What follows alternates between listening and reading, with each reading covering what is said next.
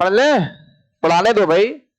छड़ का स्प्रिंग के रूप में विश्लेषण। कल मैं आपको बता रहा था कि जैसे हम स्प्रिंग को खींचते हैं, दबाते हैं, तो उसकी लंबाई बढ़ जाती है, घट जाती है, वैसे रॉड के भी साथ होने वाला है। हाँ, ऑब्वियसली उतनी ज्यादा इसमें खिंचाव या संपीड़न नहीं होगा जितना स्प्रिंग में होता है, क्योंकि तो बहुत ज्यादा ठोस और स्प्रिंग इतनी ठोस नहीं होती है। फिर भी हम थोड़ा सा इनको क्या करना चाह रहे हैं, कंपेयर करना चाह रहे हैं। क्या करना चाह रहे हैं, कंपेयर। तो यार हमारे पास यंग्स प्रत्यास्थता गुणांक कितना होता है सर? वो होता है हमारे पास प्रतिबल बटे विकृति। प्रतिबल बटे विकृति। अब प्रतिबल कितना हो गया, फोर्स बाई एरिया। कितना हो गया, फोर्स बाय, और विकृति कितना हो गया, delta L by L. Yes और no? Delta L by L वो ऊपर चला गया। अरे यार, हे प्रभु, कोई बात नहीं बेटा, सब ठीक हो जाएगा। कितना, F by A divided by delta L by L. Y बराबर F L by A delta L. बोलो बेटा, पक्का बेटा? Yes sir. वाई बराबर F L by A delta L. सही है क्या? हाँ सर, ठीक है। अब एफ बराबर के एक्स वाला फॉर्मूला आपको याद है? मैं इसको थोड़ा सा ना मॉडिफाई करूंगा। क्या करूंगा? थोड़ा सा मॉडिफाई। और मैं क्या करूंगा, ये वाई ए बाय एल और डेल्टा एल ऐसा कुछ लिखने वाला हूं मैं फोर्स को। चलेगा क्या? हाँ सर, क्या ही दिक्कत है, देखो ना। अरे यार बेटा, ए ऊपर चला गया, डेल्टा एल ऊपर चला गया, एल नीचे चला गया, ऐसा कुछ आ गया। यस सर, कि एफ बराबर Y A by L into delta L. अब हम इस फॉर्मूले को देख के उस फॉर्मूले को याद करेंगे। किस फॉर्मूले को याद करेंगे? स्प्रिंग वाला जो फॉर्मूला होता था, एफ बराबर के एक्स। एफ बराबर के एक्स आपको याद हो तो एक्स क्या हुआ करता था? एक्स हुआ करता था स्प्रिंग में खिंचाव या दबाव, यही हुआ करता था। एफ बराबर के एक्स, और ये कुछ वैसा ही वैसा फॉर्मूला होगा ना, एफ बराबर Y A by L into delta L. ये क्या है? ये वही है। कौन? विरूपक बल। ये भी विरूपक बल है। ये स्प्रिंग नियतांक है। और हम यहाँ पे बोल सकते हैं रॉड का तुल्य यानी इक्विवेलेंट क्या है? स्प्रिंग नियतांक की तरह तो काम कर रहा है वाई ए बाय। यहाँ पे डेल्टा एल यानी कि रॉड में खिंचाव या दबाव, और एक्स क्या है? स्प्रिंग में खिंचाव या दबाव। समझ में आ गई बात? तो के किसके बराबर आ गया? ए वाई बाय एल के बराबर आ गया। के किसके बराबर आया बोलो सर? के आ गया ए वाई बाय एल के बराबर। किसके बराबर आ गया? ए वाई बाय एल के बराबर आ गया। इसको हम बोलेंगे रॉड का प्रभावी स्प्रिंग नियतांक, या तुल्य स्प्रिंग नियतांक भी बोल सकते हो। प्रभावी बोलो या तुल्य स्प्रिंग नियतांक बोलो, एक ही बात है। बोलो ठीक है क्या? कितना हो गया बेटा? ए वाई बाय एल। बस आप इसको याद रखें, पेपर में पूछेगा कि एक रॉड है जिसका काट क्षेत्रफल ए है, जिसकी लंबाई एल है, और जिसका यंग्स प्रत्यास्थता गुणांक कितना है? वाई है। तो उस रॉड का प्रभावी या तुल्य स्प्रिंग नियतांक कितना होने वाला है?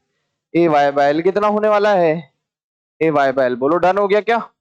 पक्का? ठीक है, समझ में आ गई बात? ए वाई बाय एल, ठीक है। अब याद करो, है ना, ये तो मैंने आपको डिराइव करवा दिया। अब हम क्या करने वाले हैं, देखना बहुत ध्यान से सुनना। आपको याद है स्प्रिंग को हमने सीरीज और पैरेलल में जोड़ा था? जोड़ा था कि नहीं? अभी नहीं जोड़ा कि स्प्रिंग को सीरीज और पैरेलल? नहीं तो फिर ऐसे चर में जोड़ेंगे। कहां जोड़ेंगे? ऐसे चर में। कोई दिक्कत नहीं, ठीक है। मैं आपको एक बात बता देता हूं, नहीं जोड़ा तो अभी जोड़ देते हैं, अब भी ठीक करके देता हूं, ठीक है। एक तो हो जाएगा आपके पास श्रेणी क्रम संयोजन, और एक हो जाएगा समांतर क्रम संयोजन। बोलो चलेगा? ठीक है। तो मैं यहाँ पे लिख रहा हूं, देखो अभी जोड़ा नहीं, लेकिन क्या करें फिर, ऐसे चर में जोड़ेंगे, लेकिन अभी पढ़ना तो है ही सही। तो स्प्रिंग का कौन सा सर श्रेणी क्रम संयोजन? कौन सा संयोजन? श्रेणी क्रम संयोजन। और नेक्स्ट स्लाइड पे क्या देख लेंगे बताओ? समांतर क्रम। श्रेणी क्रम मतलब सीरीज, और समांतर क्रम या समांतर संयोजन मतलब पैरेलल। समझ में आता है क्या? अब स्प्रिंग का श्रेणी क्रम संयोजन सुन लो। जब आप स्प्रिंग को सीरीज में जोड़ोगे तो कुछ ऐसा दिखाई देगा। ये हो गई एक स्प्रिंग हो गई, फिर ये एक स्प्रिंग हो गई, एक और स्प्रिंग ले लो, ठीक है। बोलो। और यहाँ पे आप मान के चलो विरूपक बल लगा रहे हो, कुछ तो भी है। कितनी स्प्रिंग ले ली? मान लो अपन ने तीन स्प्रिंग ले ली, ठीक है सर। तीन स्प्रिंग ले ली। इसका हो गया स्प्रिंग नियतांक K1, इसका हो गया स्प्रिंग नियतांक K2, इसका हो गया स्प्रिंग नियतांक K3।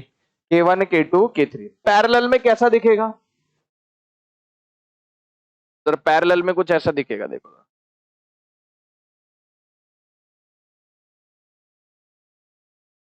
गुरु जी। पैरेलल में मान लो ऐसे स्प्रिंग ले ली एक, फिर एक और स्प्रिंग ले ली, कितनी भी स्प्रिंग ले सकते हो, एक और स्प्रिंग ले ली, ठीक है ना। कितनी स्प्रिंग ले ली बच्चों? यहाँ पे 3 स्प्रिंग ले ली। और मान लो इन तीनों स्प्रिंग्स को हम इस तरीके से यहाँ पे क्या लगा रहे हैं? विरूपक बल लगा रहे हैं। क्या लगा रहे हैं यहाँ पे? विरूपक बल। कितना? लेट सपोज F लगा रहे हैं। इसका स्प्रिंग नियतांक हो गया K1, इसका स्प्रिंग नियतांक हो गया K2, इसका स्प्रिंग नियतांक हो गया K3। ये तो हमको दिख रहा है श्रेणी क्रम संयोजन। और एक ऐसा संयोजन दिख रहा है, समांतर क्रम संयोजन दिख रहा है। दिख रहा है कि नहीं दिख रहा है? दिख रहा है सर। तो अब आपको एक चीज याद रखनी है, तो हम वैसे तो एसएचएम में हम पढ़ेंगे ही सही, है ना। मुझे ऐसे याद है, मैंने बता दिया, नहीं बताया क्या? तो फिर एसएचएम में ही पढ़ेंगे, और तो क्या है। अब आपको याद रखना है कि यार यहाँ पे 1/k इक्विवेलेंट। अभी रॉड को छोड़ो, रॉड को गोली मारो। पहले तो आप देखो कि जब स्प्रिंग का कैसा संयोजन होगा? श्रेणी क्रम संयोजन।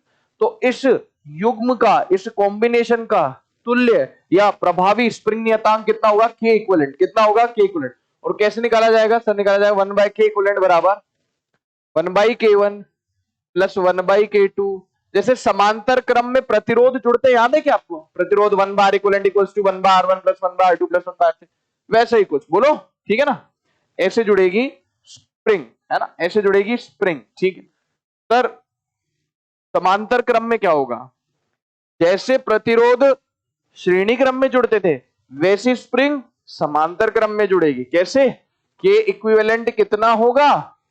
K1 plus K2 plus K3 and so on. बोलो बेटा, अरे हाँ या ना? Yes sir. कोई दिक्कत वाली बात नहीं। K इक्विवेलेंट कितना हो गया? K1 plus K2 plus K3 and so on. अच्छा, अब दो होगी तो खाली K1 प्लस K2 हो जाएगी। यहां पे यदि सिर्फ दो स्प्रिंग्स होगी तो, सिर्फ दो स्प्रिंग्स हुई तो देखो क्या लिखेंगे हम? सिर्फ दो स्प्रिंग्स हो तो हम क्या लिखेंगे? 1/K इक्विवेलेंट बराबर 1/K1 प्लस 1/K2। कितना हुआ बेटा? सर ये हो गया 1/K इक्विवेलेंट। कैल्शियम ले लिया कितना? K1 K2। ऊपर आ गया K2 प्लस K1। उल्टा पुल्टा कर दिया तो K इक्विवेलेंट कितना आ गया? लेकिन ये फॉर्मूला सिर्फ और सिर्फ किसके लिए मान्य होगा गुरुजी? अगर सिर्फ और सिर्फ कितनी स्प्रिंग्स होगी? दो स्प्रिंग्स होंगी, सिर्फ उन्हीं के लिए मान्य होगा। बोलो ठीक है क्या? K इक्विवेलेंट कितना हो गया? K1 K2 K1 K2 K1 K2 bye K1 plus K2। Done हो गया क्या? ये तो अभी मैंने आपको स्प्रिंग सिखाया है, ये वैसे हमें पता होना चाहिए, नहीं पता तो अब मैंने बता दिया। एसएचएम में पढ़ाया जाता है, ठीक है। तो सर आप एसएचएम की चीज यहां क्यों पढ़ा रहे हो? क्योंकि अब मुझे रॉड को भी ऐसे ही कंबाइन करना होगा। किसको कंबाइन करना होगा? रॉड को भी कैसे कंबाइन करना होगा? जैसे इनको कंबाइन कर रहे हैं, वैसे किसको कंबाइन करना पड़ेगा? रॉड को भी कंबाइन, छड़ को भी कंबाइन करना पड़ेगा। क्योंकि हमने छड़ का तुल्य स्प्रिंग नियतांक कितना लिया था? AY/L। कितना लिया था? अपन एक खटखट एक काम करते हैं, बताओ क्या? यहां पे हम लिख देते हैं छड़ का कौन सा संयोजन? बोलो। पहले तो श्रेणी क्रम लोगे ना यार, फिर कौन सा लोगे? समांतर क्रम, ठीक है। श्रेणी क्रम संयोजन, ठीक है। छड़ का श्रेणी क्रम संयोजन, और इसके बाद क्या आएगा बताओ? समांतर क्रम संयोजन।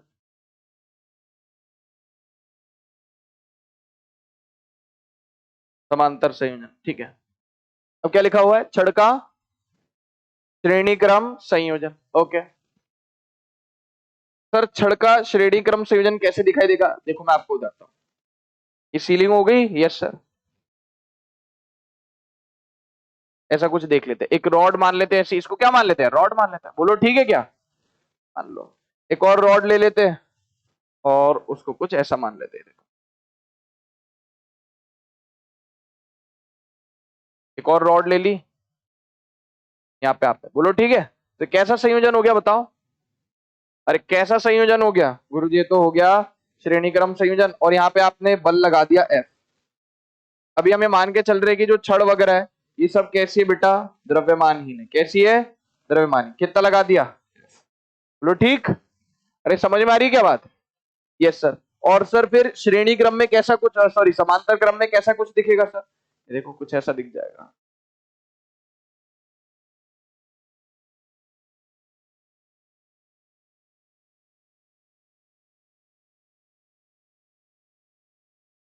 यहाँ पे सेम लंबाई लेंगे इनकी, क्या, और क्या लगा देंगे बेटा, एक विरूपक बल लगा देंगे। क्या लगा देंगे? विरूपक बल। ठीक है, ऐसा कुछ दिखाई देगा। अब हमको निकालने का क्या है, जो हमने यहाँ पे स्प्रिंग के लिए निकाला तुल्य स्प्रिंग नियतांक, वैसे हमको छड़ के लिए निकालना है तुल्य स्प्रिंग नियतांक। इसको ले लिया y1, इसको ले लिया y2। एरिया हो गया आपके पास a1, एरिया हो गया a2, लेंथ हो गया l1, लेंथ हो गया l2। बोलो चलेगा क्या? Yes sir. अब तुल्य स्प्रिंग, ये स्प्रिंग की तरह तो काम करेंगी, छड़ किसकी तरह काम करेगी? स्प्रिंग की तरह। कितनी छड़ है यहाँ पे? दो। तो हमने क्या बोल दिया, के इक्विवेलेंट कितना आएगा? अरे के इक्विवेलेंट कितना आएगा गुरुजी? K1 K2 bye K1 plus K2।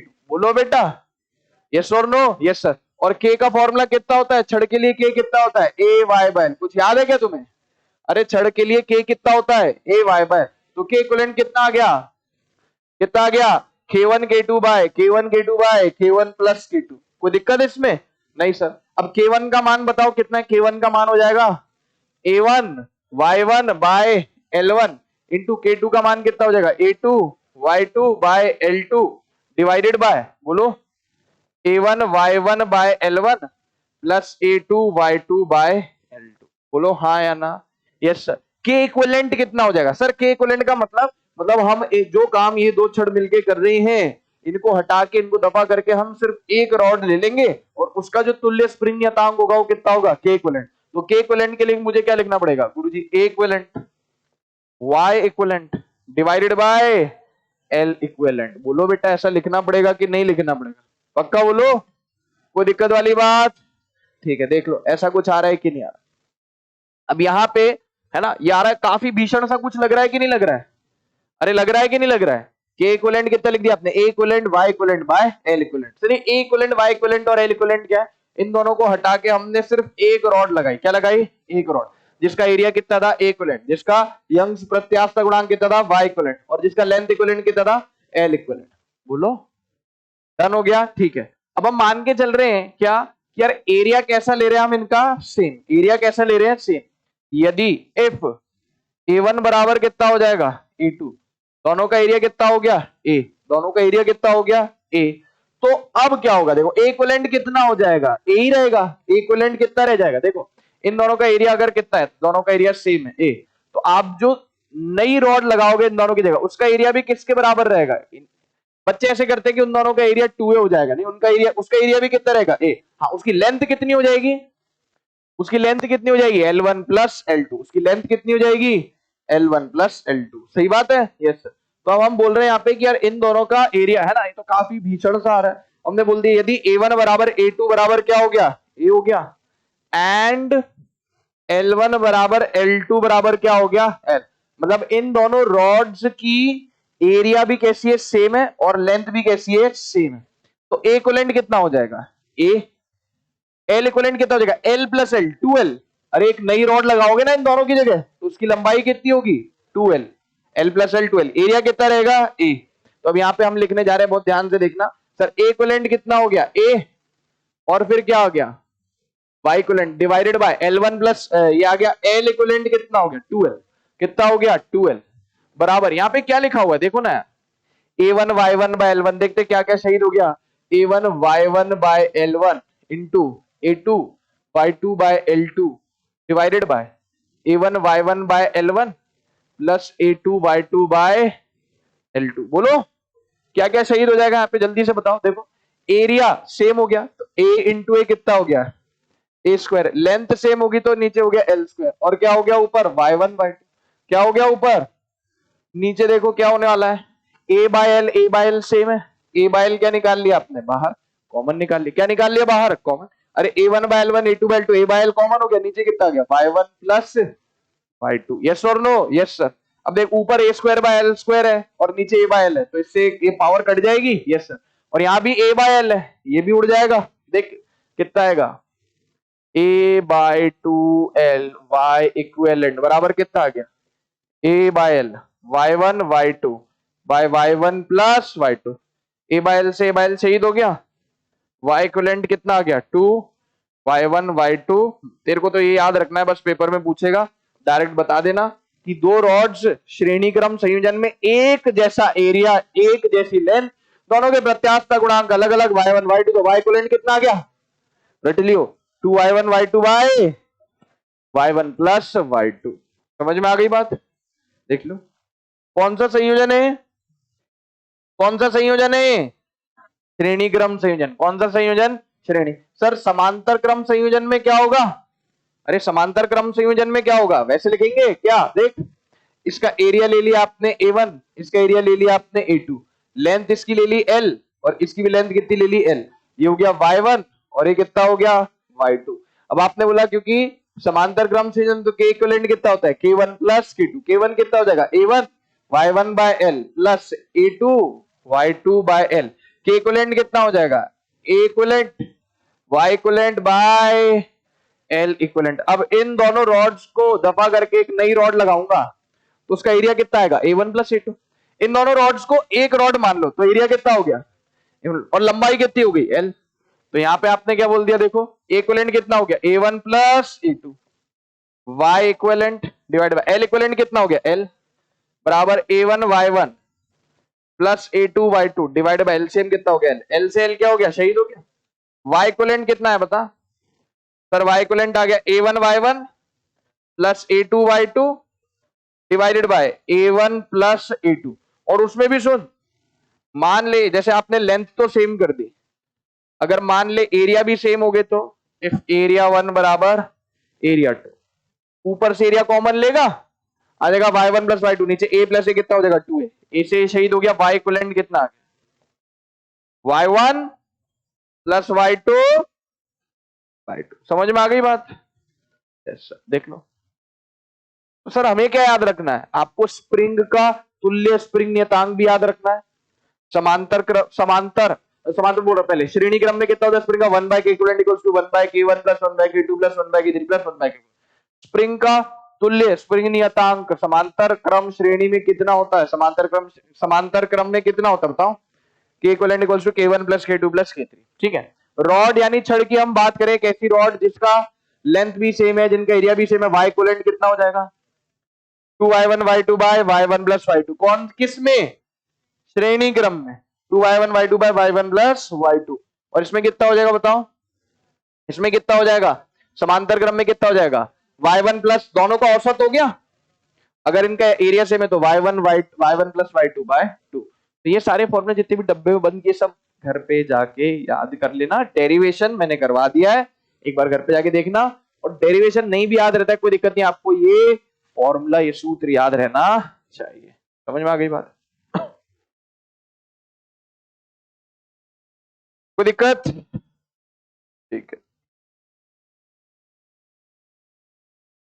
अब हम पढ़ने जा रहे हैं प्रत्यास्थ स्थितिज ऊर्जा। क्या पढ़ने जा रहे हैं बेटा, प्रत्यास्थ स्थितिज ऊर्जा। और इसका हम डायरेक्ट क्या याद रखने वाले हैं, फॉर्मूला याद रखने वाले हैं। क्या याद रखने वाले, डायरेक्ट फॉर्मूला याद रखेंगे। ठीक है, डायरेक्ट हम कोई डेरिवेशन नहीं करें, डायरेक्ट फॉर्मूला याद रखेंगे किसका, प्रत्यास्थ स्थितिज ऊर्जा।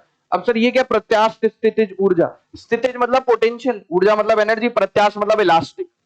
तो सर ऐसी तो हमने आज तक कोई एनर्जी नहीं सुनी, हमने सुनी थी ग्रेविटेशनल पोटेंशियल एनर्जी, हमने सुनी थी स्प्रिंग पोटेंशियल एनर्जी, अभी आ गई इलास्टिक पोटेंशियल एनर्जी। अब क्या आ गई, इलास्टिक पोटेंशियल एनर्जी। तो सर ये कैसे आएगी, जैसे सर स्प्रिंग में स्प्रिंग पोटेंशियल एनर्जी तो तब आती है जब आप स्प्रिंग को खींचते हो या दबाते हो, तो आप स्प्रिंग के फोर्सेस के विरुद्ध क्या करते हो, कार्य करते हो, और वो कार्य उसके विन्यास में संचित हो जाता है कि नहीं हो जाता। Yes sir. तो सर वैसे भी जैसे स्प्रिंग है वैसे छड़ है, छड़ को आप खींचोगे तो प्रत्यानयन बल लगेंगे, उनके विरुद्ध आप कार्य करोगे। स्प्रिंग को आप संपीड़ित करोगे तो प्रत्यानयन बल लगेंगे, उनके विरुद्ध कार्य करोगे, और जो कार्य करोगे ये छड़ के विन्यास में संचित हो जाएगा। किस रूप में, किस रूप में, ऊर्जा के रूप में। कौन सी, प्रत्यास्थ स्थितिज ऊर्जा। जैसे होती थी ना स्प्रिंग पोटेंशियल एनर्जी, वैसी कौन सी है, इलास्टिक पोटेंशियल एनर्जी। जैसी होती थी स्प्रिंग पोटेंशियल एनर्जी, वैसी कौन सी है, इलास्टिक पोटेंशियल एनर्जी। समझ में आ पा रही है बात? ठीक है।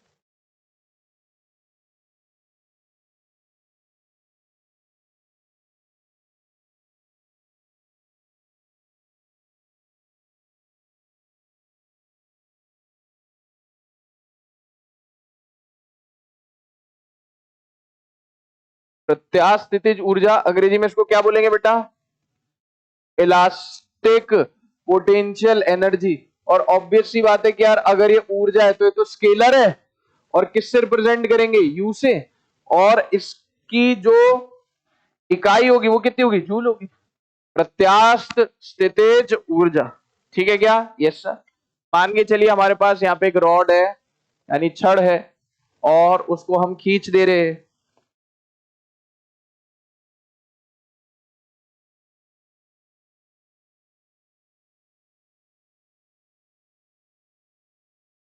एफ से खींच दे रहे, तो इसमें इसकी लंबाई में कुछ परिवर्तन आ जाएगा, है ना? आपको सब कुछ दे रखा है, y दे रखा है, a दे रखा है, l दे रखा है, यंग प्रत्यास्थ गुणांक दे रखा है, काट क्षेत्र बल दे रखा है, लंबाई दे रखा है, और ये क्या हो गया? विरूपक बल हो गया। क्या हो गया? विरूपक बल। ठीक है, तो आपको इसका फॉर्मूला याद रखना है। किसका बेटा?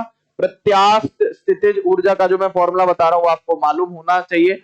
एक फॉर्मूला आप याद रखे, U, है ना? U यानी वही प्रत्यास्थ स्थितिज ऊर्जा। U यानी प्रत्यास्थ स्थितिज ऊर्जा, ये होता है आपके पास हाफ इंटू स्ट्रेस यानी प्रतिबल इंटू विकृति। बच्चों को यही फॉर्मूला याद रहता है क्या, कि यहाँ पे प्रत्यास्थ स्थितिज ऊर्जा होगी half into stress into strain, लेकिन वो गलत है। Half into stress into strain into आयतन, यानी कि वॉल्यूम भी होगा। समझ में आ पा रही है क्या बात? देखो, half into stress into strain into आयतन यानी वॉल्यूम। तो हम यहाँ पे लिख सकते हैं यू बाय, आयतन को मैं लिख दू वॉल्यूम, अरे आयतन को क्या लिख दो? वॉल्यूम। तो यू बाय वॉल्यूम बराबर कितना होगा? Half into stress into strain. बोलो समझ में आ पा रही बात? क्या हो जाएगा? Half into stress into strain. और सर ये ऊर्जा प्रति इकाई आयतन क्या कहलाता है? ऊर्जा घनत्व। क्या कहलाता है? क्या होता है ऊर्जा घनत्व? ऊर्जा प्रति इकाई आयतन। क्या बेटा? ऊर्जा प्रति इकाई आयतन क्या कहलाता है? ऊर्जा घनत्व। ऊर्जा घनत्व कितना हो गया? मतलब इस वस्तु, इस पदार्थ के प्रति आयतन में कितनी ऊर्जा संचित है, वो क्या होगा? Half into stress into strain. Half into stress into strain. बोलो समझ में आ गई क्या बात? ये देख लो पहले ऊर्जा घनत्व। डन हो गया? अब सर इसमें हम एक काम और कर सकते हैं। जैसे आपने लिखा है, हमें पता होता है कि यार वाई क्या होता है? Stress by strain. वाई क्या होता है? Stress by strain. तो हम स्ट्रेन को ऐसे नहीं लिख सकते क्या? स्ट्रेस बाय वाई लिख सकते कि नहीं लिख सकते? यस। तो हम ऐसा बोल देंगे कि U बाय V यानी वॉल्यूम बराबर half into stress into strain की जगह हम बोल देंगे U बाय V बराबर half into stress into strain. कितना आ गया? Stress by Y. तो U बाय V कितना आ गया? Sigma square by 2। बोलो बेटा, एक ये फॉर्मूला आया नहीं यार? पहले बताओ। अरे यार ये फॉर्मूला था U बाय V बराबर half into stress into strain. Young's प्रत्यास्थ गुणांक कितना होता है? Stress by strain. तो स्ट्रेन को क्या लिख दिया? Stress by Y. और ये स्ट्रेन की वैल्यू उठा के यहाँ पे फेंक दी, पटक दी। स्ट्रेन का वैल्यू कितना हो गया? Sigma by Y. वही तो आया कि नहीं आया? Yes sir. तो सर फिर तो एक काम और किया जा सकता है, बताओ क्या? सर जैसे आप यहाँ पे y को लिख रहे हो, क्या लिख रहे हो सर? y को लिख रहे हो स्ट्रेस बाय स्ट्रेन। तो हम स्ट्रेस को लिख सकते हैं y इंटू विकृति, लिखा जा सकता है। Yes sir. मर गए क्या? ये हो गया u बाई वी। कितना हो गया? Half into stress into strain. अब हमने यहाँ पे क्या लिख दिया? स्ट्रेस को क्या लिख दिया? y into epsilon into epsilon. तो u बाई वी कितना आ गया? कितना आ गया? y epsilon square by 2। याद रख सको तो ठीक, नहीं तो ये कम से कम पता होना चाहिए कि ऐसे करके भी कुछ फॉर्मूले होते हैं। और नहीं याद रख सको तो कम से कम ये पता हो कि आए कहां से। ये देख लो एक बार, है ना? देख लो। अरे यार ये तो फॉर्मूला भी पीछे सिखाई है ना मैंने। U बाय वी ऊर्जा प्रति घनत्व प्रति इकाई क्या कहते हैं आयतन, half into stress into strain. देख लो इनको।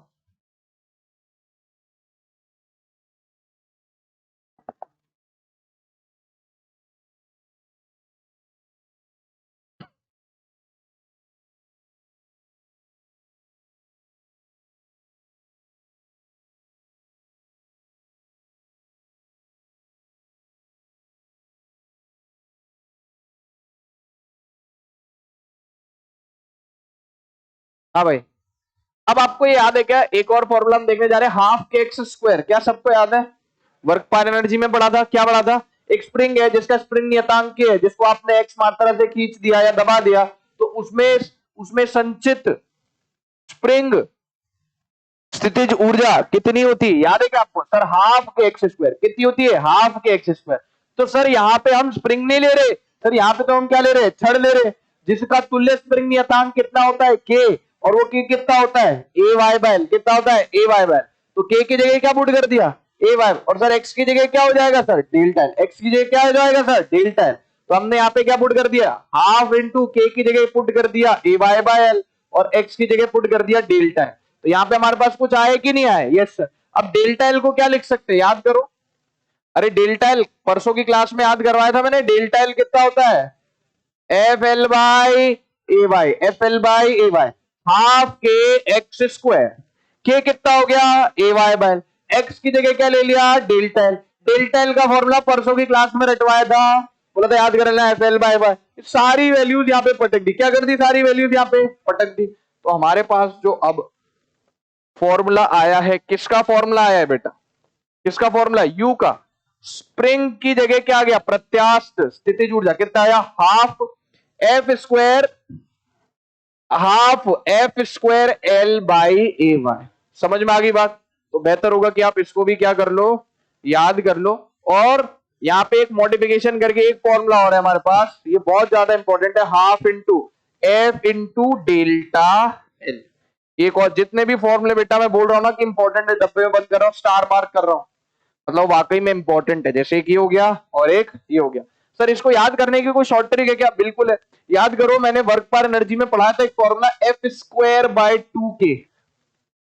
अरे यार बेटा, हाफ के एक्स स्क्वायर की जगह दो फॉर्मूले और पढ़ाए थे, एफ स्क्वायर बाय 2k और एक और था, बोलो ठीक है क्या?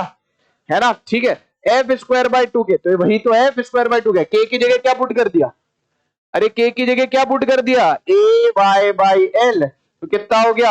Half F square L by A Y, half F square L by A Y. वही तो हो गया कि नहीं हो गया?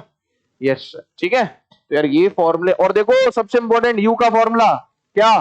प्रत्यास्थ स्थितिज ऊर्जा half into F into delta L. ये बहुत ज्यादा इंपॉर्टेंट है। कई कबार पेपर में क्या करता है, बच्चों को विरूपक बल दे देता है और डेल्टा एल दे देता है, यानी कि रॉड में खिंचाव या दबाव, है ना, संपीड़न, या आपको क्या दे देता है? संपीड़न दे देगा या तो खिंचाव दे देगा। और बच्चे कुछ तो भी कैलकुलेशन करने में लगे रहते हैं, और जबकि यू का फॉर्मूला डायरेक्ट है, हाफ एफ डेल्टा एल। क्या फॉर्मूला है? Half F into delta L. कैसा है? बहुत ज्यादा इजी। यहाँ पे एफ स्क्वायर दिख रहा है, एक एफ इधर रहने दो, एक एफ इसको दे दो, F L by A Y कितना हो गया? डेल्टा। तो half into F into delta L से फॉर्मूला आ गया, ठीक है। बहुत ज्यादा इंपॉर्टेंट है। विरूपक बल इंटू खिंचाव या दबाव डिवाइडेड बाय 2।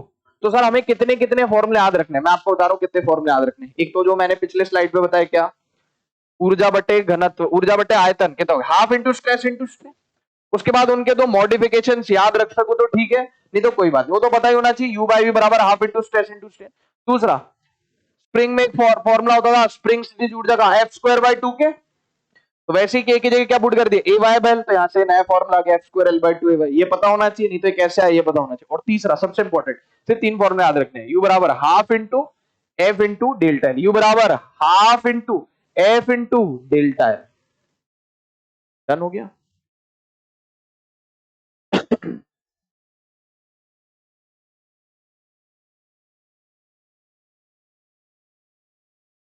ऊर्जा घनत्व का इकाई कितना होगा बताओ? ऊर्जा घनत्व का इकाई कितना होगा?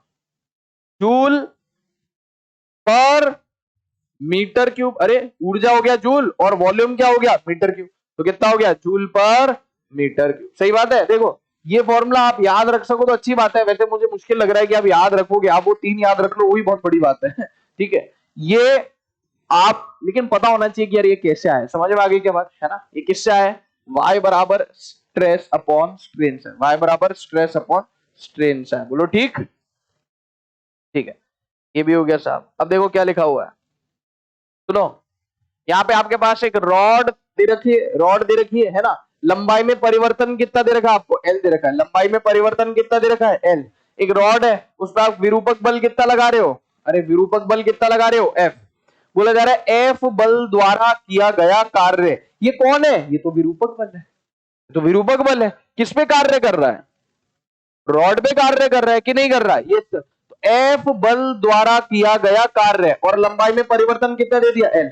अब आपको ऑप्शन दे रखे हैं F L by two, F L, two F L, none of these, ऐसे करके आपको कुछ ऑप्शंस दे रखे हैं। बोलो ठीक है क्या, यस सर। अब सुनो, अब बच्चों को क्या लगता है कि सर प्रॉब्लम क्या है, फोर्स दे रखा है एफ और लंबाई में परिवर्तन दे रखा है एल, बच्चे क्या लगा देते हैं, एफ इंटू एल। क्या ऑप्शन लगा के आते हैं, ये देखो मैंने यहाँ पे लिखा हुआ ए आई टी एस का सवाल है, पिछले साल का, कहाँ का सवाल है, एआईटीएस का सवाल है ना। एआईटीएस मतलब अपनी जो आपकी टेस्ट सीरीज होती है ना, वो वाला सवाल है, ठीक है। तो बच्चे क्या करते हैं, फोर्स एफ हो गया, परिवर्तन एल हो गया, मतलब एल से खिंच गया, तो किसने कितना कार्य किया होगा, force into displacement F into L, और वो गलत करके आ जाते हैं इसको। तो क्यों, ये जो एफ है, ये जो कार्य कर रहे हैं, यही किसमें संचित हो रहा है, रॉड में, और रॉड में किस रूप में संचित हो रहा है, प्रत्यास्थ स्थितिज ऊर्जा, और प्रत्यास्थ स्थितिज ऊर्जा का फॉर्मूला कितना होता है, वर्क डन, यानी कार्य कितना होता है, डेल्टा एल कितना होता है, half into F into delta L, यही होता है डेल्टा एल, यानी लंबाई में परिवर्तन कितना हो गया, तो आंसर कितना आएगा, half into F into L. ये बहुत इंपॉर्टेंट सवाल है, पूरे पूरे चांसेस आने का, बच्चा सीधे देखता है फोर्स एफ, डिस्प्लेसमेंट एल, क्या लगा के आता है, एफ इंटू एल। लेकिन ये जो फोर्स है, ये जो कार्य कर रहा है, ये किस रूप में संचित हो जा रहा है, प्रत्यास्थ स्थितिज ऊर्जा के रूप में क्या हो जा रहा है, संचित हो जा रहा है। और वो प्रत्यास्थ स्थितिज ऊर्जा का फॉर्मूला कितना होता है, half into F into delta L, और डेल्टा एल कितना परिवर्तन एल दे रखा, तो आंसर आ गया आपके पास half into F into L. बोलो बेटा बात समझ में आई क्या, डन हो गया, ठीक है, ये सब पढ़ लिया अपन ने, ये सब हो गया है, ठीक है, ये भी जरूरत नहीं है, ये भी नहीं। कुछ सवाल करते हैं यार, क्या करते हैं, कुछ सवाल करते हैं।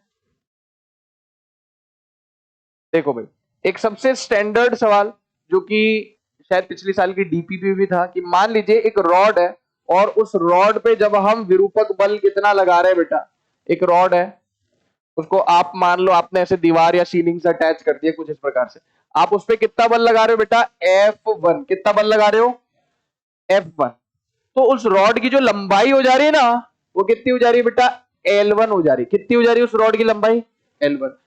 और जब आप इस रॉड पर फोर्स लगा रहे हो F2, जब आप क्या कर रहे हो बच्चों, इस रॉड पर कितना फोर्स लगा रहे हो बेटा, F2 फोर्स लगा रहे हो, तो इसकी लंबाई हो जा रही है, इसकी लंबाई हो जा रही है L2, इसकी लंबाई कितनी हो जा रही है, L2। अरे एक रॉड है यार, होती रहे, उसमें जब आप फोर्स लगा रहे हो, खींच रहे हो ना, खींच रहे हो, तनाव बल लग रहा है, कौन सा बल लग रहा है, तनाव। तनाव तो तभी आता है कब, जब कोई वस्तु खिंचती है। तो जब आप F1 उस पर विरूपक बल लगा रहे हो, तनाव बल आ रहा है, तो खिंच के उसकी लंबाई कितनी हो जा रही है, जब आप F2 बल लगा रहे हो तो लंबाई कितनी हो जा रही है, यहाँ पे हमने लिख दिया सर, ये हो गया सर विरूपक बल, क्या हो गया दोस्त, विरूपक बल, और सर ये क्या हो गया, उसकी लंबाई, क्या हो गया, रॉड की लंबाई। बोलो ठीक है क्या, यस सर। अब आपसे बोला जा रहा है छड़ की ओरिजिनल लंबाई ज्ञात करें, छड़ की, और कुछ नहीं दे रखा आपको, यंग प्रत्यास्थता गुणांक वगैरह कुछ नहीं दे रखा, छड़ की ओरिजिनल लंबाई ज्ञात कीजिए, ज्ञात कीजिए।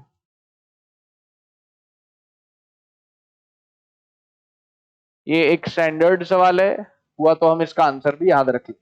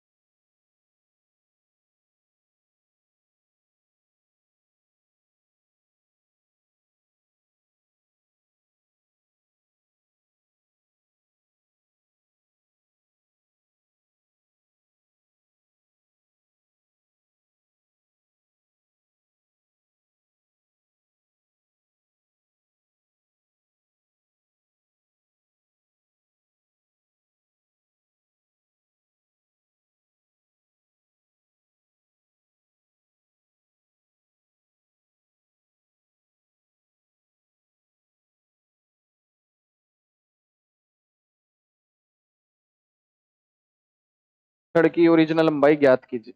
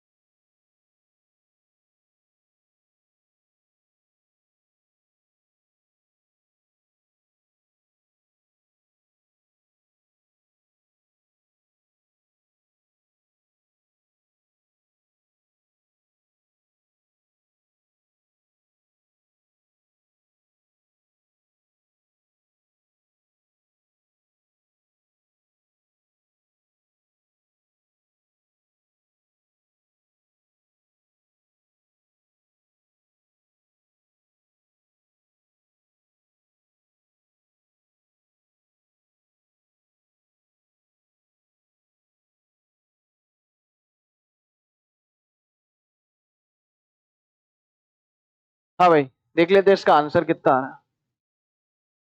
ध्यान देंगे बेटे, एक स्टैंडर्ड सवाल है और मतलब इतना इंपॉर्टेंट सवाल है कि यार मतलब अगर हम इसका आंसर याद कर लेंगे तो हम फायदे में रहेंगे। ठीक है, पेपर में डिराइव करना हो तो कर लेंगे।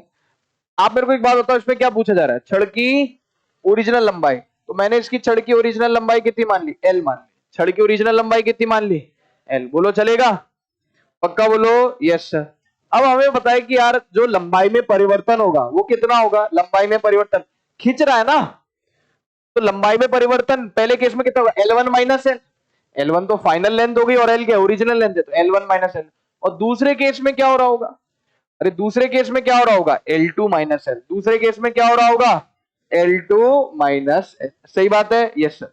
तो अब हम यहाँ पे ना कौन सी इक्वेशन लगाएंगे? कौन सी इक्वेशन लगाएंगे सर? y क्या होता है सर? ये होता है f by A divided by delta L by L. यही होता ना, यही होता ना, डेल्टा एल बाई एल। तो ये कितना हो जाएगा? F L by A delta L. Yes और नो? अरे हाँ या ना? Yes sir. ठीक है, अच्छा तो यहाँ पे अपन एक काम करते हैं, इस छड़ की आपको प्रत्यास्थता गुणांक तो दे नहीं रखी, कितनी मान लेते मन से? वाई। अरे कि एक ही छड़ है, एक ही छड़ पे पहले जब आपने F1 बल लगाया तो उसकी लंबाई कितनी होगी? L1। उसी छड़ पे जब आपने F2 बल लगाया तो लंबाई कितनी होगी? L2। तो मान के चलते कि इसका प्रत्यास्थता गुणांक कितना है? y। तो एक बार बोल दिया y बराबर, जब आपने बल कितना लगाया? F1। ओरिजिनल लंबाई कितनी ले ली? अरे ओरिजिनल लंबाई कितनी ले ली आपने? एल ले ली, डिवाइडेड बाय एरिया कितना ले लिया? ए। चेंज इन लेंथ कितनी होगी पहले केस में? Change in length L1 minus L. L1 minus L हो गया, नहीं हो गया? यस सर, ये हो गया L1 माइनस एल। दूसरे केस में यानी दूसरी बार y कितना हो गया सर? F2। ओरिजिनल लंबाई कितनी हो गई? एरिया कितना हो गया? ए। और परिवर्तन कितना हो गया? L2 minus L. बोलना पड़ेगा L2 माइनस एल। ये दो समीकरण आ गए हमारे पास। अब ये दोनों को बराबर कर दे, इक्वेट कर दे कि नहीं कर दे? पहले देखो इसमें कोई दिक्कत है क्या? y कितना हो गया? f into length bye a into delta L. कितना बल लगा दिया पहले? F1। ओरिजिनल लंबाई हो गई l, एरिया हो गया a, परिवर्तन कितना हो गया? L minus L, L1 minus L. बाद में जब F2 बल लगाया तो परिवर्तन कितना हो गया? L2 minus L. अब ये दोनों तो सेम है ना बेटा? Yes sir. तो इनको इक्वेट कर दे बेटा। Yes sir. कितना हो गया? F1L bye a। इक्वेट कर दिया इनको, कितना हो गया? F1L by A, L1 minus L बराबर F2L by A, L2 minus L. A से ए, एल से एल शहीद हो गया। अब क्या करें बेटा? क्रॉस प्रोडक्ट ले ले, मतलब क्रॉस प्रोडक्ट बोल रहा हूं, क्रॉस मल्टीप्लाई कर ले। कितना हो गया सर? F1L2 माइनस F1L बराबर F2L1 माइनस F2। बोलो बेटा यस सर। इसको इधर ले आओ, कितना हो गया सर? F1L2 माइनस F2L1 बराबर, इसको उधर ले जाओ, F1L माइनस F2L। अब एक बात बता, यहां से L कॉमन लिया जा सकता है? L कॉमन लेके कितना आ जाएगा अंदर? F1 minus F2। उसको इधर डिवाइड कर देंगे तो फाइनली हमारे पास आ जाएगा sir F1L2 minus F2L1 divided by कितना आ गया sir F1 minus F2 F1 minus F2। ये क्या हो गया ओरिजिनल लेंथ। क्या हो गया बेटा सर हम इसको कैसे याद रखें मैं आपको बताऊं देखो अगर ऊपर का उल्टा या नीचे का उल्टा होगा तो गड़बड़ हो जाएगी। F1 F1 F2 दोनों और ऊपर नीचे माइनस F1 के साथ आ रहा है L2 F2 के साथ आ रहा है L1। तो सर क्या ऐसा लिखना भी ठीक है अगर इन दोनों को ही उल्टा कर दिया पेपर में सर ये ऑप्शन नहीं है तो क्या सर ये ऑप्शन भी सही रहेगा क्या F2L1 minus F1 L2 bye F2 minus F1 इसमें कोई बुराई है क्या सर कैसे हो गया सर ये मेरे को एक बात बताया ऐसे लिखा हुआ है A minus B by C minus D तो इसको मैं ऐसे लिख सकता ना B minus A by D minus C हाँ या ना तो देख लो यहाँ पे F1 माइनस F2 है तो नीचे भी F1 माइनस F2 है यहाँ पे F2 माइनस F1 है यहाँ पे F2 माइनस F1 F1 के साथ L2 F2 के साथ L1 ठीक है ये एक स्टैंडर्ड फॉर्मूला भी है आप चाहो तो याद रख लो। इसका मतलब ये किस चीज पर निर्भर नहीं कर रही है y पर निर्भर नहीं कर रही है a पर निर्भर नहीं कर रही है। समझ में आ गई बात देख लो देख लो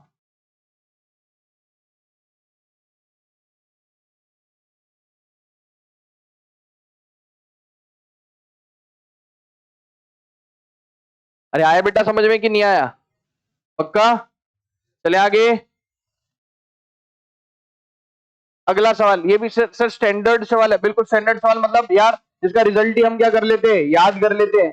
बोला जा रहा है एक तार में बाहरी बल के कारण प्रसार के दौरान कोई तार होगा उसमें बाहरी बल के कारण प्रसार के दौरान मतलब फैल रहा प्रसार के दौरान आयतन नियत रहता है। क्या नियत रहता है आयतन नियत रहता है तो उसका पॉइजन अनुपात ज्ञात कीजिए उसका पॉइजन अनुपात ज्ञात कीजिए। आयतन क्या रहता है नियत रहता है पॉइजन अनुपात ज्ञात करने एक बार कोशिश कर सकते हो। एक तार में आप मान लेना तार में क्या रहेगा आपके पास इस प्रकार का आप तार मान लो जिसका क्षेत्रफल काट क्षेत्रफल कैसा है बेटा सर्कुलर लंबाई कितनी ले लो L और त्रिज्या कितनी ले लो R तो इसका वॉल्यूम बताओ कितना हो जाएगा सर वॉल्यूम हो जाएगा पाई आर स्क्वायर L। अब सोचो वॉल्यूम में कोई भी परिवर्तन ये कैसे आया समझ में आ गया ना अरे यार होगा सर्किल का एरिया कितना हो गया पाई आर स्क्वायर। सिलेंडर की आयतन कितनी होती है सर्कल का एरिया इंटू लंबाई पाई आर स्क्वायर इंटू L।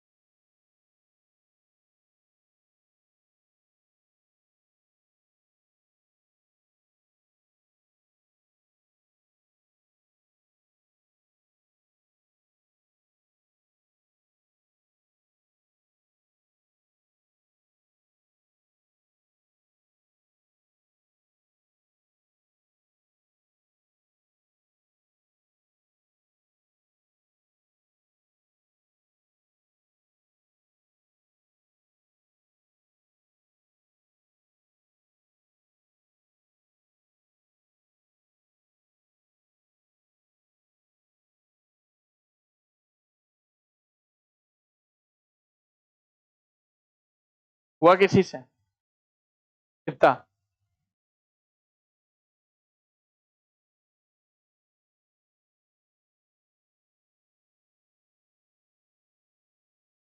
देखना बेटा सुनना जब भी हमें मेंशन नहीं होगा इस बात का जिक्र नहीं किया जाएगा कि ये तार कैसा है तो आप क्या मानोगे कि इसका जो काट क्षेत्रफल है यानी क्रॉस सेक्शनल एरिया है वो कैसा है सर्कुलर है। कैसा है वो सर्कुलर।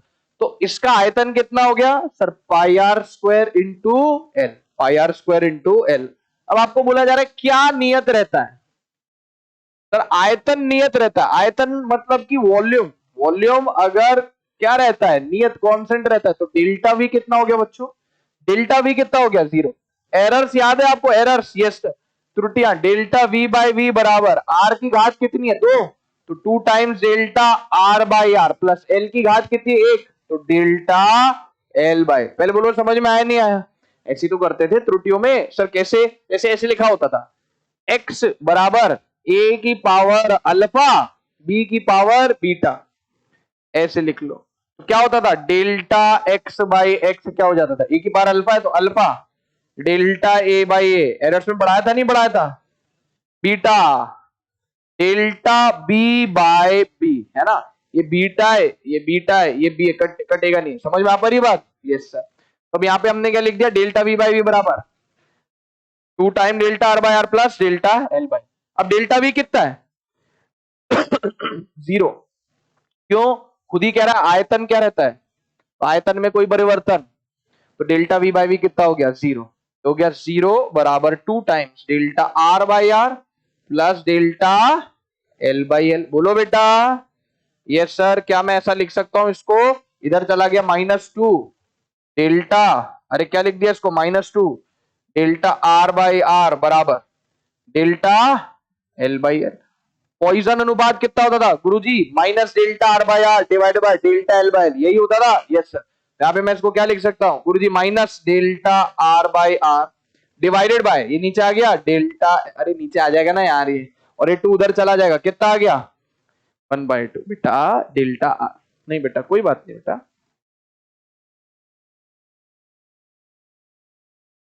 सब ठीक हो जाएगा पक्का, कुछ ठीक नहीं होगा, कद्दू ठीक होगा, हमारे चक्कर में सब गड़बड़ हो गया।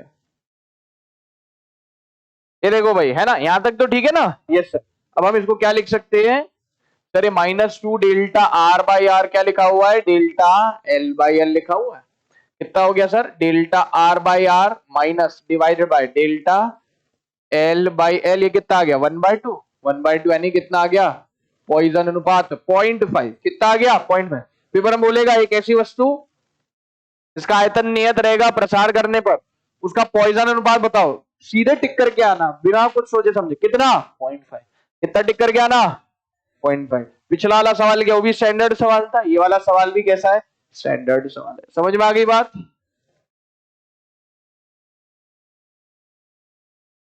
इसकी त्रिज्या कितनी हो गई आर, लंबाई कितनी हो गई एल, बस यही डायग्राम, ठीक है ना, डन हो गया। अरे बोलो बेटा, अच्छा y बराबर स्ट्रेस बाय स्ट्रेन में 3 चीजों में से 2 चीजें दे दे तो एक चीज निकाल लोगे आप, y बराबर सिग्मा अपॉन एप्सिलॉन, स्ट्रेस बटे स्ट्रेन, 3 चीजों में से कोई भी 2 चीज देके एक चीज पूछ ले तो आप निकाल लोगे पक्का, ठीक है। और थोड़ा अलग अंदाज से देगा तो देखते निकाल पाएंगे नहीं निकाल पाएंगे, पढ़ के बता रहा हूं मैं।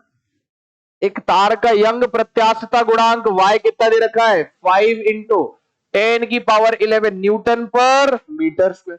यदि बाहरी बलों द्वारा तार की लंबाई कितनी बढ़ा दी जाए, यदि बाहरी बलों द्वारा तार की लंबाई कितनी बढ़ा दी जाए, अब ये प्रतिशत देखती बच्चे की हवा खराब हो जाती है एकदम, बोले परसेंटेज, चलो चलो छोड़ो छोड़ो छोड़ो, परसेंटेज आ गया ना, हमारे बस का ही नहीं। 0.02% बढ़ा दी जाए तो तार में उत्पन्न प्रतिबल तथा एकांक आयतन में संचित ऊर्जा ज्ञात कीजिए। ये सवाल सच में इजी है, बस यहां पे आपको बेवकूफ बनाने के लिए परसेंटेज में दे रखा है।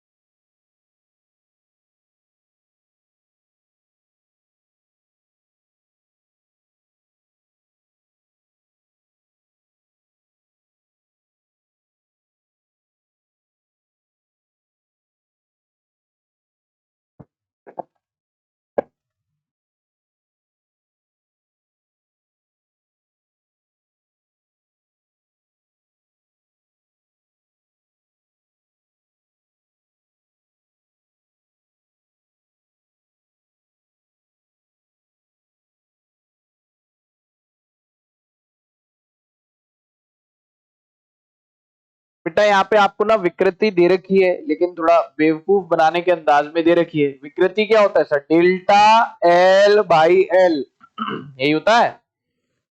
विकृति क्या होता है? Delta L by L. पता है वो कितना दे रखा है आपको? जब भी आपको ऐसा कुछ दे दे कि बाहरी बलों द्वारा इतनी लंबाई बढ़ गई, इतना प्रतिशत लंबाई को बढ़ा दिया, घटा दिया, आपको कुछ नहीं करना। कितना दे रखा है? 0.02। क्या दे रखा है? विकृति 0.02% है ना, तो आप परसेंट में क्या करते हो? 100 से डिवाइड करते हो, यही विकृति है। डायरेक्ट नहीं तो आपको ऐसे ही दे देता 2 इंटू 10⁻⁻4, उसने ऐसे नहीं दिया। डायरेक्ट में आपको एप्सिलॉन देता 2 इंटू 10⁻⁻4। वाई है तो आप सिग्मा नहीं निकाल पाते, निकाल लेते, वाई बराबर सिग्मा अपॉन एप्सिलॉन से निकाल लेते। लेकिन बेवकूफ बनाने के चक्कर में आपको क्या बोल दिया कि कितने प्रतिशत लंबाई चेंज हो गई है? 0.02। तो जब भी आपको ऐसा परसेंट दे रखा हो तो समझ जाना बेवकूफ बनाया तुमको।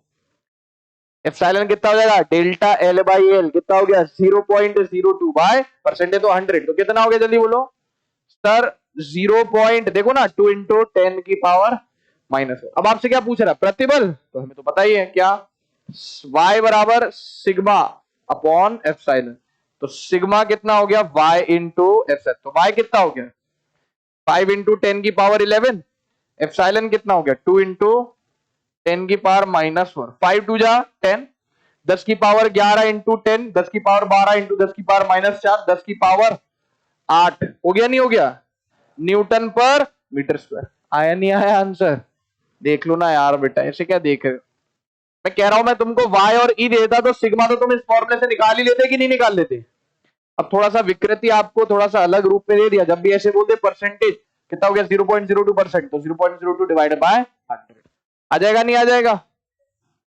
देख लो, इसे देख रहे हैं कई लोग।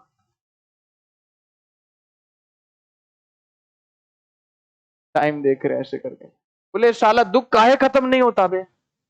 ठीक है, तो एकांक आयतन में संचित ऊर्जा भी तो ज्ञात करनी है, मतलब कि ऊर्जा घनत्व भी ज्ञात करना है आपको। क्या ज्ञात करना है ना? तो U बाय V कितना होता है गुरुजी? Half into stress into strain गुरुजी। तो U बाय V कितना हो गया? हाफ इंटू स्ट्रेस कितना निकाल लिया हमने? 10 की घात 8, और स्ट्रेन कितना था? 2 इंटू 10⁻⁻4। 2 से 2 शहीद हो गया, 10 की पावर 4 क्या? जूल पर मीटर क्यूब। क्यूब आएगा ना बेटा? ठीक है ना? देख लो, कोई दिक्कत है क्या बेटा इसमें? फोन तो साइलेंट करके बैठा करो। और अब बाबू सोना चैन लेने नहीं देता तुमको। फ्री हो गए क्या? कब फ्री हो गए? क्या करोगे डॉक्टर बन के? डॉक्टर डॉक्टर खेलेंगे। क्या हुआ? कुछ सुनाई दिया तुम्हें? मैं तो कुछ बोला नहीं, कान बजते रहते तुम्हारे। हाँ बेटा, डन हो गया सर। तो जीतना ही था इंडिया को, तो उसमें कौन सी खास बात है, जीतना ही था। हाँ हाँ भाई, डन हो गया कि नहीं हो गया? हाँ बेटा, अब देखो मेरी बात सुनो। यहाँ पे क्या लिखा हुआ है? स्प्रिंग का, फिर वही बात, लेक्चर खत्म होने आता है जब 10-15 मिनट बचते, फिर तुम ऐसे ऐसे ऐसे होने लगता है एकदम ऐसे, है ना? जल बिन मछली, है ना? ऐसे मत किया करो। देखो यार, एक चीज मैं आपको बता दूं, इस पे हम सवाल करने वाले हैं। जब भी हम स्प्रिंग्स का कैसा कॉम्बिनेशन लेते हैं, श्रेणी क्रम, यानी यानी कि सीरीज वाला कॉम्बिनेशन लेते हैं, तो यहाँ पे हम एक चीज एज्यूम करके चलते हैं कि यार सभी प्रकार की स्प्रिंग्स में, क्या बेटा, सभी प्रकार की स्प्रिंग्स में कृपया करके क्लास का डिसिप्लिन मेंटेन करके रखिए, और नहीं पढ़ने की इच्छा है तो क्लास से जा सकते हैं आराम से। पैसे तो भर ही दिए, एटलीस्ट एक इंस्टॉलमेंट तो भर ही दिए, है ना? तो संस्थान नुकसान में जाएगा, लेकिन इतने नुकसान में भी नहीं जाएगा। तो आपकी इच्छा नहीं तो आप आराम से क्लास छोड़ के जाए। और कोटा में बहुत सारी जगह है, काफी सारी जगह। अगर आपको एक दो जगह नहीं पता है तो मैं आपको सीक्रेट जगह कुछ बता दूंगा, क्लास के बाहर आप मेरे से मिल लेना, ठीक है? लेकिन कृपया करके मेरी क्लास में मेरे को परेशान ना करें, नहीं तो फिर मैं आपको परेशान करूंगा तो अच्छा नहीं होगा। ठीक है, चलिए। फिर यहाँ पे हमको एक चीज एज्यूम करके चलनी है कि जब भी स्प्रिंग सीरीज कॉम्बिनेशन में होती है, कौन से कॉम्बिनेशन में होती है? सीरीज कॉम्बिनेशन में होती है, तो आपको मान के चलना है कि सभी स्प्रिंग्स में सेम विरूपक बल आएगा। कैसा बल आएगा? सभी स्प्रिंग्स में सेम विरूपक बल आएगा। कैसा बल आएगा? सेम विरूपक, मतलब यहाँ पे आप F लगा रहे हो ना, तो इसमें भी कितना विरूपक बल आएगा?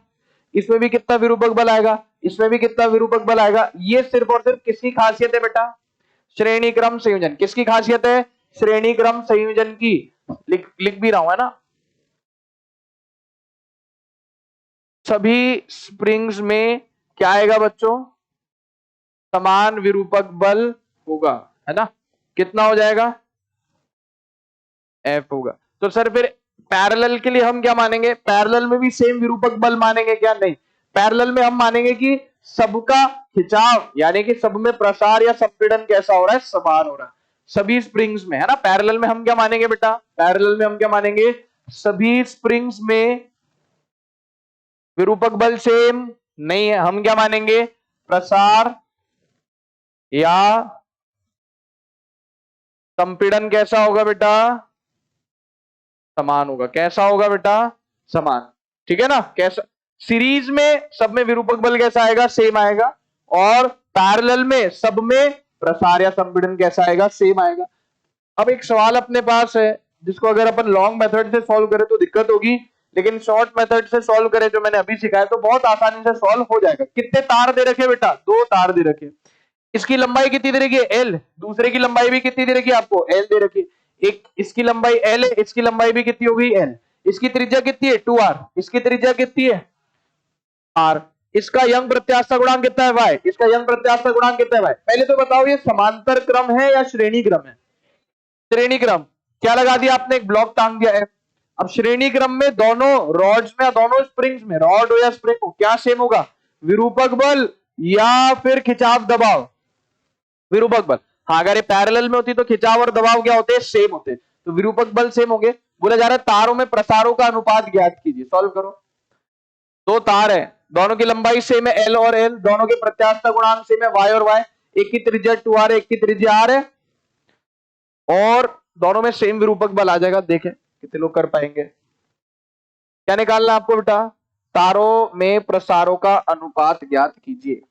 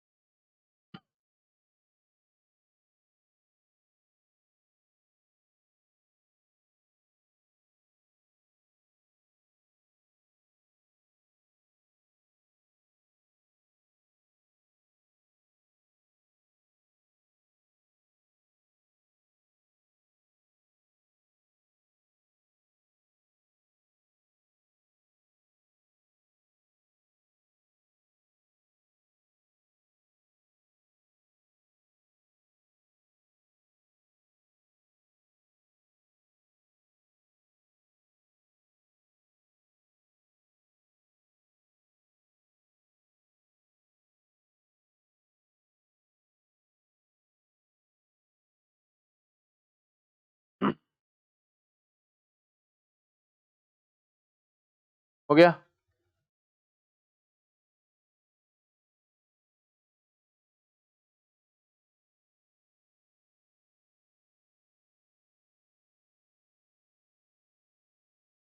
हाँ बेटा देखना है सर, यहाँ पे क्योंकि कैसा संयोजन है, श्रेणी क्रम संयोजन है, तो दोनों में ही क्या सेम हो जाएगा बेटा, विरूपक बल। क्या सेम हो जाएगा बेटा, विरूपक बल, है ना। मतलब F1 बराबर F2, इसमें विरूपक बल F1, इसमें विरूपक बल F2, दोनों में क्या हो जाएगा, सेम हो जाएगा। इसको बोल दिया आपने नंबर 1, इसको बोल दिया नंबर 2। अब F का वैसे फॉर्मूला क्या होता है, kx होता है, kx होता है, तो आपने लिख दिया k1x1 बराबर k2x2। अब छड़ के लिए k का मान कितना होता है, छड़ के लिए k का मान ay बाय, मैं कह रहा हूं F1 बराबर, विरूपक बल सेम हो गया श्रेणी क्रम में, F बराबर होता है kx। छड़ के लिए k का वैल्यू कितना होता है, a बाय l, तो a1 y1 by l1। x1 समझ गए, कितना हो गया डेल्टा l1, और ये हो गया a2 y2 बाय l2, और ये कितना हो गया डेल्टा l2। क्या दोनों की लंबाई सेम है क्या, L और L, यस सर। क्या दोनों का यंग्स मॉड्यूलस सेम है क्या, Y और Y, यस सर। तो बेटा जी यहाँ पे हम क्या बोल देंगे, delta L1 by delta L2 कितना हो, delta L1 by delta L2 कितना होगा, A2 बाय A1 कितना होगा बेटा जी, आया ना, yes sir. A2 bye A1, A क्या है, एरिया, एरिया क्या था, पाई आर स्क्वायर, तो A एरिया क्या हो गया पाई आर स्क्वायर। इसकी त्रिज्या कितनी दूसरे वाले की आर, पाई आर स्क्वायर। और पहले एक सेकंड, दूसरे वाले की त्रिज्या कितनी, सही तो है, पहले वाले की कितनी है, पहले वाले की पाई इंटू त्रिज्या कितनी होगी 2r का स्क्वायर। पाई से पाई शहीद हो गया, R square by 4, R square कितना आ गया आंसर 1/4। किसी का मैच किया क्या बेटा, काफी कम लोगों का मैच किया है, लेकिन यार सवाल बहुत ही ज्यादा बेहतरीन है। पेपर में हम डायरेक्ट मतलब इस छोटी सी अप्रोच से क्या कर सकते हैं, इसको सॉल्व कर सकते हैं। समझ में आई क्या बात, देख लो।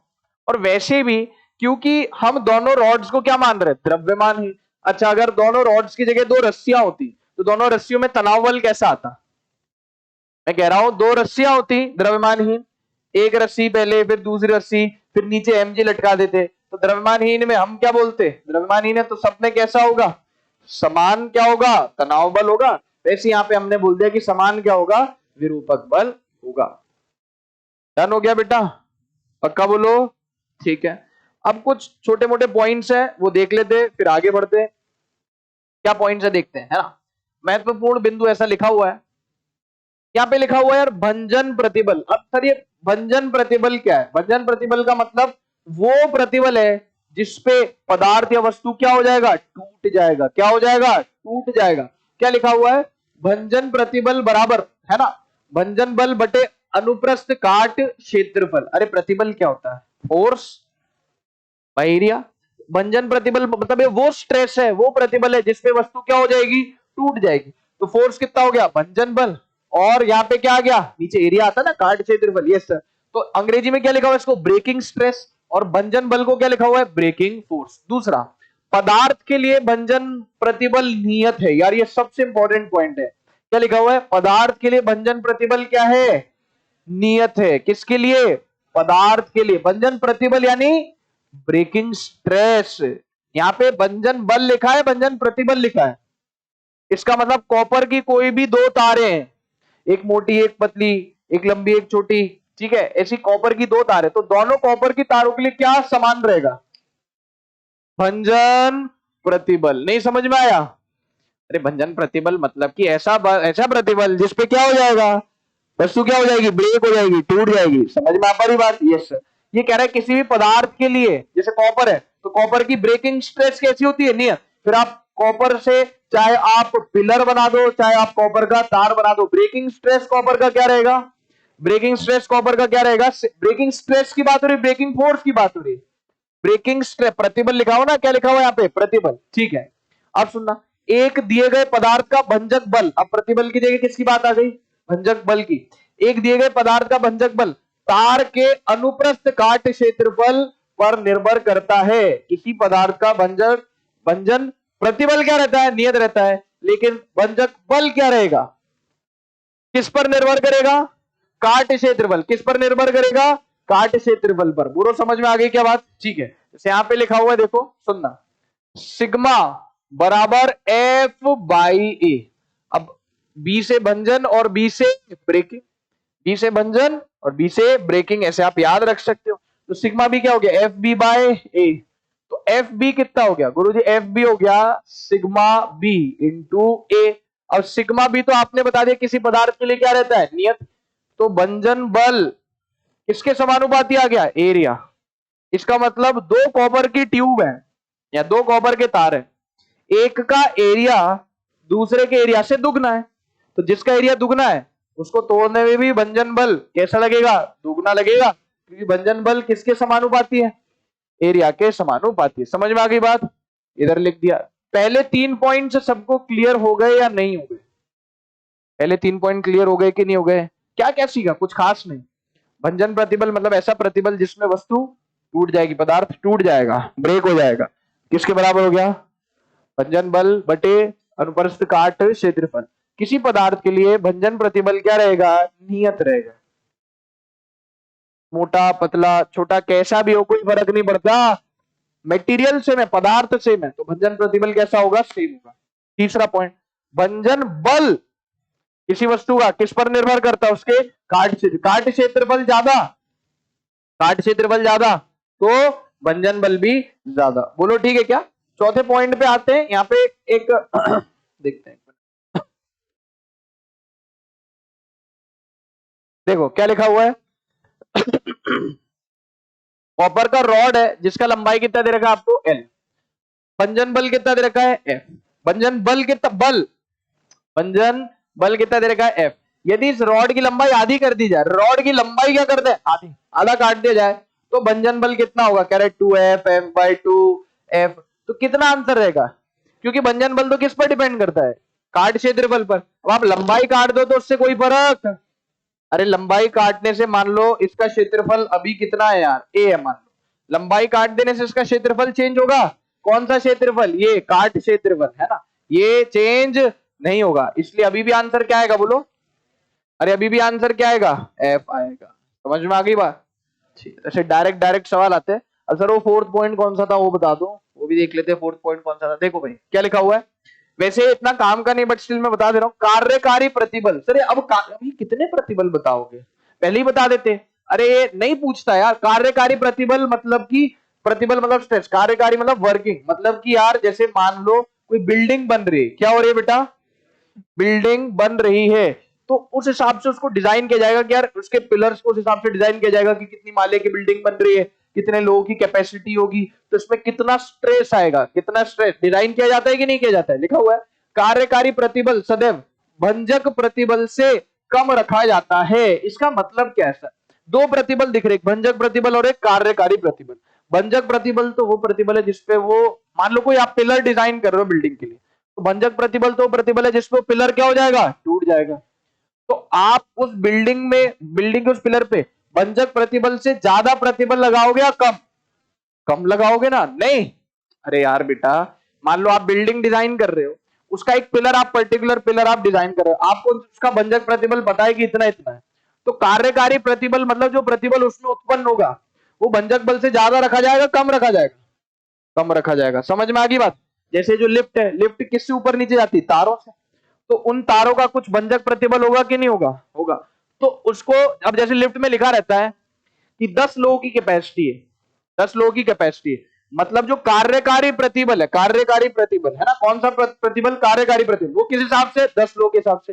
तो क्या भंजक प्रतिबल भी इन्होंने उतना ही रख रखा होगा कि 10 के हिसाब से, कि साला जैसे ही 11वां फैकल्टी चढ़ा, खट खट से रस्सी टूट गई और ओम भट्ट स्वाहा, ऐसा तो नहीं है, अरे ऐसे तो नहीं है ना, नहीं ऐसा नहीं, उसमें लिखा हुआ है कि भाई कार्यकारी प्रतिबल किस हिसाब से, कि भाई कितने लोग आए इसमें 10, लेकिन भंजक प्रतिबल तो उन्होंने पता है 15 20 25 30 के हिसाब से रखा हुआ होता है। समझ में आ पा रही है क्या बात, नहीं समझे, तो कार्यकारी प्रतिबल वो प्रतिबल है जो वाकई में लग रहा है, और भंजक प्रतिबल वो है जितना वो झेल सकता है, तो जितना झेल सकता है वो तो जितना लग रहा है उससे ज्यादा ही होना चाहिए, नहीं तो जितना लग रहा है भंजक प्रतिबल उससे कम हो गया तो क्या होगा, वस्तु टूट जाएगी। वही लिखा, कार्यकारी प्रतिबल सदैव भंजक प्रतिबल से क्या रखा जाता है, कम रखा जाता है, ताकि सुरक्षा गुणांक यानी फैक्टर ऑफ सेफ्टी, सुरक्षा गुणांक यानी फैक्टर ऑफ सेफ्टी क्या होता है, भंजक प्रतिबल बटे कार्यकारी प्रतिबल, तो भंजक प्रतिबल ज्यादा होना चाहिए, कार्यकारी प्रतिबल ज्यादा होना चाहिए, भंजक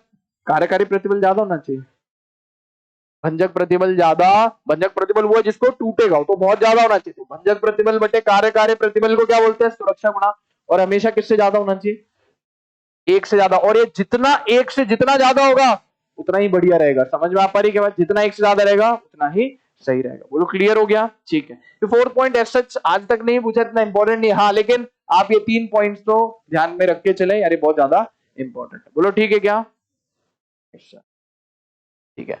अब ये भी हो गया, ठीक है। अब मैं आपको एक बात बता दूं, यहाँ पे 5 मिनट है, मतलब 3 मिनट है अपनी क्लास को खत्म होने में, तो एक छोटी सी बात बस आप सुनते जाओ। कितनी क्लास है आज, वेरी नाइस, बहुत बढ़िया बेटा, यस सही बेटा सही है, मौज करो।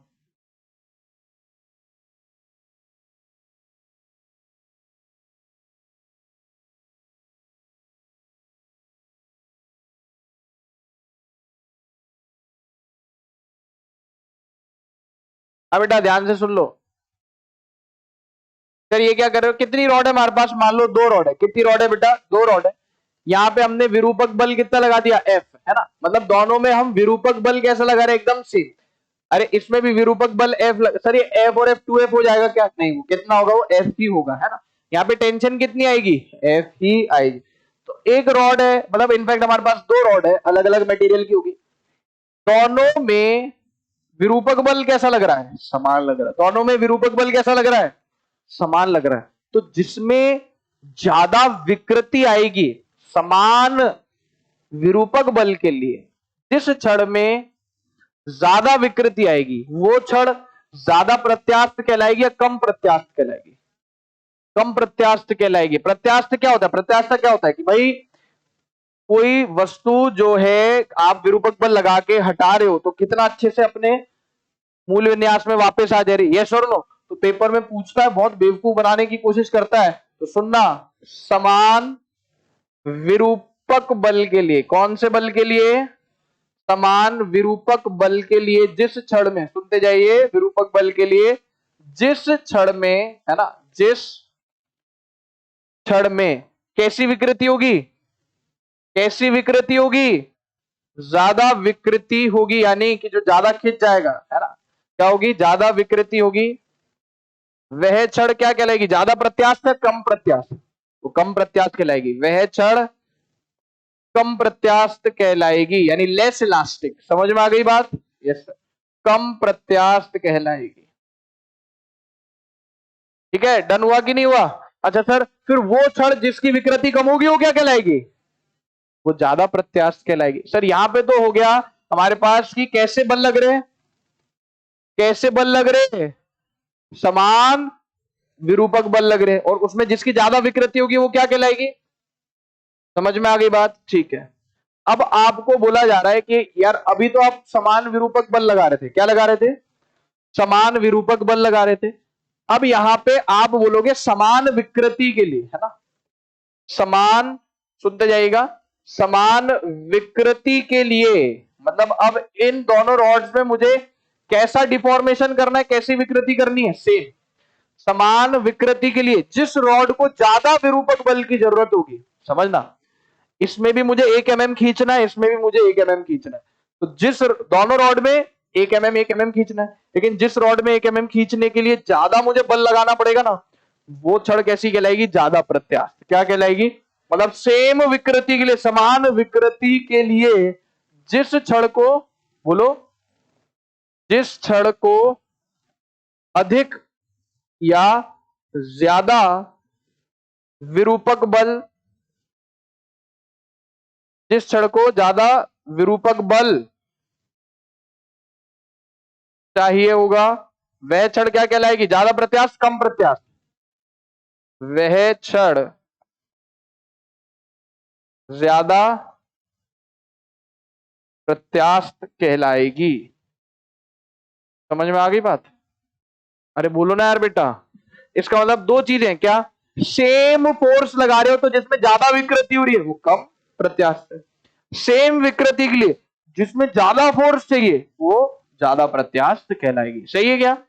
बचा हुआ पार्ट कल के आधे लेक्चर में अपन कंप्लीट करेंगे। क्या शुरू कर देंगे? फ्लूइड से शुरू कर देंगे। ठीक है बेटा, मिलते हैं नेक्स्ट क्लास में, है ना। एमटीजी देना मेरे को, एमटीजी दे दो। एमटीजी वाली किताब दो फटाफट से।